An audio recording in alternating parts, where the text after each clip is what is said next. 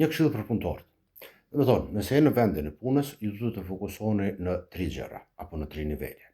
Niveli i parë ku duhet ta keni fokusin është niveli i detyrave. Pra, së pari ju duhet që të përfundoni të gjitha detyrat sipas planit të cilin ju e keni. Pra, fokusoheni në punë. Niveli i dytë ku duhet të fokusoheni është niveli i komunikimit. Çfarë kuptoj me komunikim? Ju duhet të raportoni, dhe kur raportoni i keni 2 lloje të raporteve. Raportet që bëhen në bazë të ngjarjes apo në bazë të kohës. Pra, duhet të dini sakt se ku në çfarë formati duhet të raportoni për progresin e punës tuaj. Dhe niveli i tretë, që është niveli më i rëndësishëm, është niveli i ndërlidhjeve. Çfarë kuptoj me ndërlidhje?